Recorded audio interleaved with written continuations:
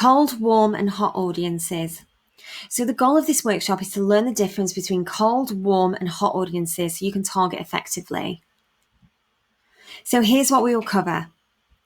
The 3 types of audiences and how to recognize them. How to treat each type of audience for the best results. So in marketing, it's important to recognize that not everybody who finds their way to you is at the same stage of their purchase journey.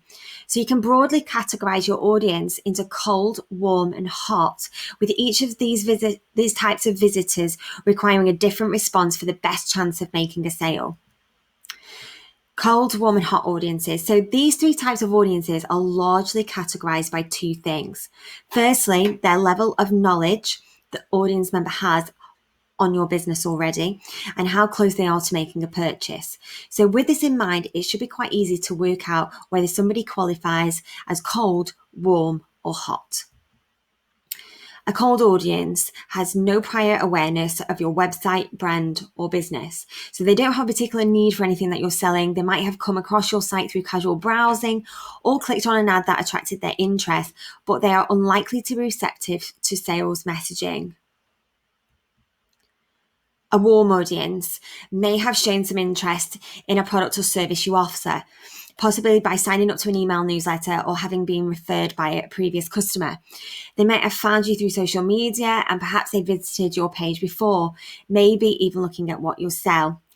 There's a high likelihood that you already have contact information for your warm audience through your email list or newsletter. However, they haven't shown any commitment to buying from you. So if you've got a Facebook group or a Facebook page and somebody is consistently engaging, these would be classed as warm prospects. So a hot audience is actually the people who are closer to making a purchase. So this is the visitor who has shown significant interest in your products, perhaps even adding something to their cart, and who has prior knowledge of your products or services. So someone who's bought from you before would also qualify as a hot audience. So since you're more likely to get positive results if you reach out in some way to encourage them to do business with you again. So these are the people who have actually, maybe they've inboxed you on social media, they've actually said to you, oh, what's the price for this? Can I ask you about the price? They're so close. They've probably been following you for a while, and now they're at the point of asking you, what are your prices? And they really, you kind of get that feeling that if things worked out okay in their world, that they would highly likely make a purchase from you. So getting a good understanding of the temperature of your audience helps you to make good decisions about how to market to them. So when we're marketing to different types of audiences on social media, what the most important thing to consider is, who is it we are targeting? And is the majority of our audience at this moment cold? Are they warm? Do we have different areas on social media where we've got some warm, some hot, some cold? So for example, a Facebook page is more likely to have a lot of cold people who you're warming up than a Facebook group, as an example, or a LinkedIn group. So a LinkedIn group might more warm to hot. So we might start targeting and having different types of messaging to those different people. We're never going to try to sell to a cold audience straight away. So it probably goes without saying that cold audiences are the hardest to convert into sales and hot audiences are the easiest. But that doesn't mean that it's not worth spending some time on your cold audience, just like it doesn't mean everybody who qualifies as a hot audience will automatically buy something from you. So cold, warm, and hot audiences each require their own approach. So how do we handle cold audiences? So with cold audiences, you're facing 2 significant challenges. 1, they don't know anything about you. So why would they trust that your product is worth paying for? And number 2, unless they stumble across you, even making contact with a cold audience can take considerable effort. That doesn't mean you should disregard cold audiences. Warming up. At some point, you're going to need new customers, and that means working out how to target cold audiences and warm them up a bit. So utilizing platforms such as Facebook groups, LinkedIn groups, and having a social page can help you obtain a following that you can warm up. These platforms give you the chance to start building the foundations for a relationship that might see that cold audience turn into a warm or even hot audience further down the line. So you need to learn as much as you can about these customers. So by monitoring their behavior, you can start to target them with more relevant ads to help with the warming up process. So when I talk about ads in this sense, I'm not talking about paid ads. I'm talking about the organic ads. So we're actually going to put something together that indirectly is going to act just like an ad would. But for the different types of audience, we're going to have different messaging. So we're not going to have a sales messaging going to that cold audience. And we've got to actually nurture those people who are already warm, probably providing them more value in our social groups, or if we're collecting emails through newsletters and other marketing materials as well. So, as previously mentioned, a cold audience is unlikely to be receptive to a sales pitch. Rather than directing cold audiences to sales pages, you're better off pointing them towards your social pages. So things like blog posts or podcast guides and surveys can all help establish some brand awareness, which might encourage them to come back later with a little more interest in what you have to offer. So you can also warm up your cold audience by offering a free resource in exchange for signing up to your email newsletter. Once you have their email address, you can then send them useful and relevant information, building up the relationship to the point where they might be ready to become a customer. So how to handle warm audiences. So warm audiences are more obviously valuable than cold audiences in the sense that you tend to see a better return on investment, whether that's amount of time, effort, or money. So still, although they know and like you, they haven't yet shown any interest in making a purchase. So your ultimate goal with a warm audience is to turn them into a hotter audience. So marketing to these audiences is usually more straightforward since they tend to be following you on social media or even be signed up to your mailing list. So because they're already interacted with your site or social page, you can also make use of remarketing for these audiences. So re-engaging with a customer based on an action they've recently taken. So with social media, it's great because we can actually see who has liked our post, who is engaging on our post. So these are the sort of statistics that we will be looking out for, which enables them to retarget to that audience. So returning customers. So remarketing can be a powerful tool for encouraging warm audiences to return to your site and further investigate your products. Okay, and when we mention site, your site might just be your social media site. You might already have, I know a lot of people who come to me, even though you don't need a website to generate these sales, a lot of them already have sites already. So being able to track this sort of data like you've done in the user research section earlier on is really quite crucial because this is a way we can start to figure out, remember that analytical approach, how to turn the cold into warm, into hot.